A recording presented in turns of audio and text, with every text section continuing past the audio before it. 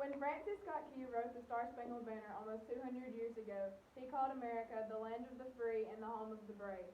Those words are as true today as they were then. Throughout this nation's history, America's soldiers, sailors, airmen, Marines, and Coast Guardsmen have bravely answered the call to defend our freedom, to aid our friends and allies, and to turn back aggressors. We can never fully repay our debt of gratitude to the more than 650,000 service members who died in battle or the 1.4 million who were wounded. We can, however, recognize and thank the 25 million veterans still living today.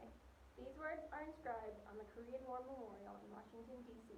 Our nation honors her sons and daughters who answered the call to defend a country they never knew and people they had never met. Those words apply equally to many of our World War I, World War II, Vietnam War, Gulf War, and Operation Desert Storm veterans as well. They apply to today's active duty service members, tomorrow's veterans, who are helping to maintain peace throughout the world. Today, it is our privilege to say thank you to all of America's veterans and let them know that we appreciate them for their service and honor them for their sacrifices. The price of freedom is high. We cannot afford to forget those willing to pay it. Today, we celebrate Seartown Middle School veterans for keeping this nation the land of the free and the home of the brave. You ready? Mr. Little, why did you join the Army? Well, when I was 18, I was really undecided about what to do after high school. So my brother-in-law happened to be in the service, and so I guess I kind of just followed suit. I even joined the same MOS that he did, and you know, that's the reason why we try to tell y'all when business, computer science, and careers, you need to go ahead and try to figure out now what you will possibly want to do. But it was, but I enjoyed my time in the service. Why did you pick the service branch you joined? Well, like I said, I chose the Army because that's what he was, and young, you know, indecisive. So, you know, I guess that's one reason. Do you recall your first days in the service? Yeah, actually, it's kind of hard to forget when you never been away from home, and all of a sudden you go to the what's it called, the not MEP station, but the one downtown Atlanta at Fort McPherson, and whenever you finally realize that you are fixing to leave, at least for boot camp and AIT, and I guess when I first got on that bus by myself, never been away from home, it was kind of an odd experience. Tell me about a couple of your most memorable experiences. Well, I guess first and foremost, I guess getting off the plane in Iraq was kind of, you know, it was actually a culture shock because, you know, I studied World War I, World War II, Vietnam, but whenever you're called upon service and duty and service in the military, and then you're having a chance of going to war, and that was kind of a real eye-opening experience, knowing that, you know, you may not come back. And so it's if you think about it one way but think about it another, it's kind of, yeah, it was actually unique, to be honest with you. How did you stay in touch with your family? Well, the way it is today, you know, you're connected to, you know, Facebook, and you know, you got your phones and your iPads and your computers and all. But back in the day, what I prefer back to the day, letters, you know, writing letters, and during boot camp, that was a big deal.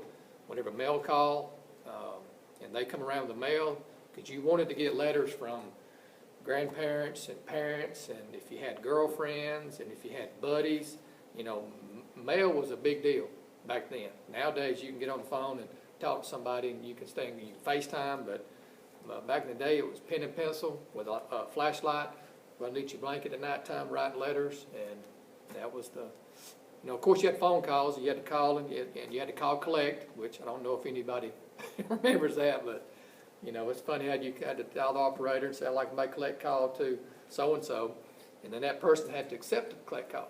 And sometimes they, you know, for whatever reason, but You know, that was unique back then. How do people entertain themselves? Well, during boot camp, you know, you get up at 3:45 in the morning. So, you know, once you get in, you go to chow hall. And then that's when the mail call is. And some people go out and work out, but you also have PT every day. Walkmans was a big deal. I mean, y'all now you got the headphones and cell phones, and now you got the new iPhone 7 that's wireless and Bluetooth and all. But back then it was the big Walkman where you put the little wire headphones and so that was, and cassette tapes. I mean, y'all probably never seen a cassette tape. So it's it was kind of, you just do what you got to do. Where did you travel while in the service? My boot camp was at Fort McClellan, and then after that I did basic and AIT there. And then after that I went to airborne school in Columbus, Georgia, Fort Benning. And then from there I went to my permanent party duty station was at Fort Bragg. And then of course I went to South Carolina, not South Carolina, no, North Carolina, which is Myrtle Beach, not Myrtle Beach, Camp Lejeune at Wilmington, and then, of course, been to Saudi Arabia and Iraq. Did you make any close friendships while in the service? Oh yeah, whenever you spend 24 hours a day through boot camp, AIT, permanent party, you know, you kind of develop close friendships. Now I talk to them every now and then, but I know if I ever need one of them or if they need me, all I do is call them. You know, it's like it's almost like one of those friendships where even though you don't talk to them every day, like you may do, you know, in here in school and all that, but you went through so much together that you kind of, you know, you stay in contact, but you may not stay in contact. How did your service and experience affect your life? Well, you had to grow up quick. You had to take on responsibility quick. You learned to be accountable for your actions. It was maturity level makes you come back and the people look at you a little different, which is a plus. Because, you know, you went and you served your country. But it's really, you know, I kind of wish that they would almost make a rule where after high school you could go serve at least 1 year. I mean, I don't see nothing wrong with that. Now, of course, you know, I got 2 daughters now. I may feel a little bit different, but I wouldn't be opposed if they actually did pass that, where you could go and serve, and because there's something about serving your country that makes you feel a little bit different compared to people. Now of course, everybody's wants to be patriotic, and that's fine. But I'm just saying, there's something about it when you wear the uniform, it just means something a little different. Is there anything you would like to share with the students at CMS? Well, freedom's not free, and I know that's so cliche. People use from time, you know, multiple years and all, but I mean, you know, we still need good soldiers. We need good people to go in and to serve in the military in our peacetime. But it seems like for the past 20 years there hasn't been much peacetime because of, you know, all the different skirmishes we've had around the world. But you know, you need to be leery about how you view America, and especially if you join the military, if you join the service, that's always a plus, always positive. Thank you, Mr. Lillard. You're welcome. Why did you join the Air Force? I joined the Air Force because I wanted to try something different when I was in college. So, Do you recall your first days in the service? yes. Where exactly did you go? I went to San Antonio, Texas for a basic training. Then I went to England. Tell me about a couple of your most memorable experiences. In the Air Force, some of the most memorable experiences was some of the training we had, sleeping out in the woods, on the ground, being cold and wet. I don't think I ever forget those. How did you stay in touch with your family? Mostly mail, because I was in England for 3 years, so I just did mail and calls every now and then. How did people entertain themselves? Well, they had little gym. I played basketball a lot at sporting events, different activities like that. Where all did you travel to while you were in the service? I went to San Antonio, Texas. I went to England, and then I went to Minot, North Dakota. Did you make any close friendships while you were in the service? Yes. How did your service and experience affect your life? Well, it helped me to be more structured and to have more drive, and helped me to finish college. I finished college in the service. Is there anything you would like to share with the CMS students? Service is great if you get the opportunity to do it. Thank you, Mr. Walker. Thank you. I love America every day. If you love America like I do, you can sing a song and I'll sing with you. Oh, I love America. Oh, I love America. Oh, I love America. I do. I do. I do.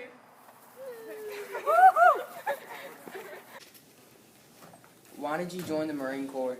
Okay, joined the Marine Corps because I thought it was important to serve your country. My family had a long history of being in the military. Both my uncles were, they went to West Point. Then one of my uncles was a Marine, so family tradition pretty much. Do you recall your first days in the service? Yeah, first days in the service, Parris Island, went to boot camp for the Marine Corps. Was very hectic, didn't know what was going on, very, very crazy time. 2 weeks into boot camp is when September 11th happened. I was signed up for infantry, so it was a very crazy time and an event. Where exactly did you go? I went to South Carolina, North Carolina, then I got stationed after I finished my schooling. I moved out to California near San Diego. Trained out there, went to Kuwait, Saudi Arabia, Iraq, Qatar, Dubai, Okinawa, Japan. Tell me about a couple of your most memorable experiences. Some of the most memorable experiences is probably, first off, was getting out of high school and then moving out to California and seeing some things and getting to experience things that I had never experienced before, being from this area. Doing a lot of different training, building a good solid rapport with some of my team members. And then probably the biggest experience was was part of the initial invasion into Iraq for ground forces with Delta Force, Navy SEALs, Force Reconnaissance. Then Fallujah, did the first Fallujah campaign, which was the bloodiest battle of the Iraqi war. And then I did a third tour to Ramadi, where I worked as an intelligence officer, analyzing different terrorist networks in the Sinai province. So a lot of memorable experiences. How do you stay in touch with your family? Stayed in touch with my family. I really didn't. When we went to Iraq, we had no phone communication as far as when I first went over there. The only communication I had really was through satellite phones that the Delta Force and Navy SEALs had. Mail was very backed up at for the first initial invasion. Second and third tours, they ended up being, they started getting phone services out there where you could use AT&T cards, and then mail started picking up a little bit better. Then when I was in, stateside, when I was in the United States, of course, I'd contact my family, just about every day. So, how do people entertain themselves? How did people entertain? We did a lot of dumb stuff. We did a lot of boredom when we weren't doing any kind of patrolling. And at the time there wasn't, there's not any internet, no social media was going on at that particular time. So, we did a lot of physical fitness activities. Our officers pretty much kept us busy cleaning our gear, getting ready, prepping our rounds, bullets, or ammunition. And then when we were stateside, I got big into basically just working out. And then, of course, because I was in San Diego, I got to experience the whole surfing community. So I did a lot of surfing when I was in the United States. Did you make any close friendships while in the service? Yes, these friends here in the military is like none other that I've ever experienced. The friends that you build upon, I was an infantry guy, and so our life depended on each other as far as them if they were going to pull the trigger or not. And so you basically live, eat. Everything you do is with very close-knit group. A lot of them went on to become snipers, force reconnaissance. A lot of them work in the federal, federal government as far as CIA, FBI, and so we keep in pretty close contact. So as far as the camaraderie, there's nothing like it from being in the Marine Corps by far. How did your service and experience affect your life? Service and experience affect my life in many different ways. Of course, one being, going through high school, I was kind of laid back, didn't really have a lot of initiative, a lot of push, dedication. And what the Marine Corps taught me was that, you've got to strive. The only way you're going to be successful in life is if you continue to strive and you set yourself up with goals and you never waver off pushing towards that goal. Once you get your mindset on something, the object is to complete that mission, and you've got to continue to push any way you can. So as far as, it gave me a sense of responsibility, it gave me a sense of accomplishment and desire to do good. So, Is there anything you would like to share with the students at CMS? That you need to support your military. Regardless, I think a lot of this, we see troops going overseas, and we may not agree necessarily with the reasoning behind them going overseas to go into combat zones, but it's not the troops' decision. They're obeying a commanding officer. And another thing is first of all, I guess always support them, but and obviously thank them for their service. And continue the traditions. We need people to step up. This country is the greatest country in the world, and we need people to replace those that are getting out. And, it's kind of a dying thing to protect and defend your country, and it's a great honor to do that. So make sure you're supporting them and tell them thank you. Thank you, Mr. Evans. Thanks. Why did you join the Army? Let's see. I was 17 years old. And my buddy, he had joined, so he asked if I would join too. Thought it'd be a good thing to do. Why did you pick the service branch you joined? I picked the Army because, so my buddy, he was going to the Army too, so we're kind of going to go together. Do you recall your first days in the service? Yeah, my first days were, I had some time when I was already assigned to a unit in the reserves, and it was before I actually went to basic training. So when I did that, I didn't have any idea. I had my shirt buttoned all the way up to the top button, and yeah, it was different. Where exactly did you go? I did basic training at Fort McClellan, Alabama. I did my job school there too. Tell me about a couple of your most memorable experiences. See, the entire basic training? Because I did basic training while I was still in high school. So the summer in between my junior and senior year of high school is when I went to basic training. So, that was an experience by itself. When everybody else is, just enjoying the summer off, I was over at Fort McClellan, Alabama, running 5-6 miles and doing all kind of craziness. How did you stay in touch with your family? Well, during basic training, there's a pay phone there. It was really before cell phones were big, but we had a pay phone and you can call every day. But when I was overseas, we had satellite phones, so you had to call from the satellite phone back to Fort Polk, Louisiana, and then somebody there had to put you through to whoever you wanted to talk to. How did people entertain themselves? Well, while I was overseas, I read a lot of books. I actually had a little TV VCR combo, and I had me a PlayStation, so I played some PlayStation games, watched some movies. Where did you travel while you were in the service? Well, my first deployment was to Tel Aviv, Israel. So I went to Israel back in 1998. So that was Israel and Spain, and then